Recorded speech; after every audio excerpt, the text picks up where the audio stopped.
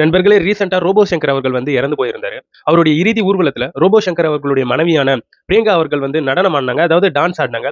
So அந்த டான்ஸ பார்த்துட்டு இணையத்துல பல பேர் வந்து பலவிதமாக பேச ஆரம்பிச்சுட்டாங்க. முக்கியமா இந்த பிற்போக்குவாதிகள், இந்த 10 வருஷத்துக்கு பின்னாடி தள்ளி பேசுறவங்க, அந்த காலத்துல இருக்கக்கூடிய நபர்கள் மாரி பேசக்கூடிய இந்த விஷ கிருமிகள் வந்து பல வார்த்தைகள, பல கமெண்ட்ஸ அந்த கமெண்ட் செக்ஷன்ல பதிவிட்டு இருந்தாங்க. எக்ஸாம்பிளுக்கு வந்து, "உன் சாவுக்கு கூட இப்படிதான் ஆடப் போறாங்க. சரக்கு அடிச்சுட்டு உன்னுடைய கணவனுடைய இந்த உடல் முன்னாடி இப்படி ஆடிக்கிட்டு இருக்கியா? நீ ஒரு கூத்தாடி தானே.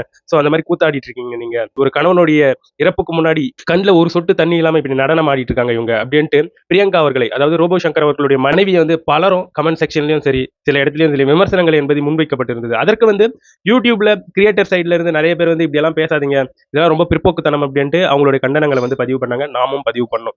இப்போ இந்த சூழ்நிலையில வந்து அறந்தாங்கி நிஷா அவர்கள் வந்து அவங்களுடைய இன்ஸ்டாகிராம் ஸ்டோரியில வந்து ஒரு ஸ்டோரியை வந்து ஷேர் பண்ணி சரியான ஒரு பதிலடியை வந்து கொடுத்திருக்காங்க.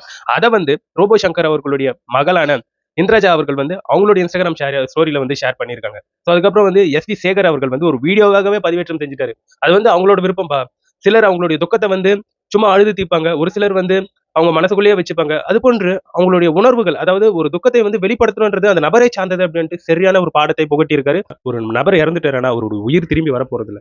ஸோ உயிரோடு இருக்கக்கூடிய நபர்கள், ஸோ அவங்க மேல வந்து கவலைப்பட்டுட்டே தான் இருப்பாங்க. அந்த உணர்வுகள் அவங்களுக்குள்ள தான் இருந்துகிட்டே இருக்கும். ஆனா அதுக்காக பயங்கரமா கவலைப்பட்டுக்கிட்டு அவங்களே அவங்கள இழக்கிற சூழ்நிலைக்கு வந்து தள்ளப்படக்கூடாது. ஸோ அதற்கு தான் இந்த சோகத்தை வந்து பஸ்ட் அவுட் பண்ணணுன்றது முக்கியமான ஒரு விஷயம். அதுல இருந்து வெளியே வர்றது நல்லது தானே. ஸோ அதுக்கு வந்து டான்ஸ் ஆடியோ இல்ல நல்லா அழுதோ அந்த சோகத்தை வந்து கரைப்பது தப்பு கிடையாது நண்பர்களே. அதை நல்லா புரிஞ்சுக்கோங்க. ஸோ அந்த காலத்துல தான் அப்படி இருந்தாங்க. பிற்போக்குத்தனமாக உடன்கட்டை ஏறுதல், அதுக்கப்புறம் பெண்களுக்கு எதிராக ஏகப்பட்ட விஷயங்கள் நடந்தது. அதெல்லாம் மாறி இப்போ ஓரளவுக்கு முன்னேறி வந்துகிட்டு இருக்கோம். திருப்பியும் பழைய கதையை பேசி மாற்றிடாதீங்க. எனிவே, உங்களுடைய கமெண்ட்ஸ் என்னுடைய கமெண்ட் செக்ஷன்ல பதிவு பண்ணிட்டு போயிடுங்க.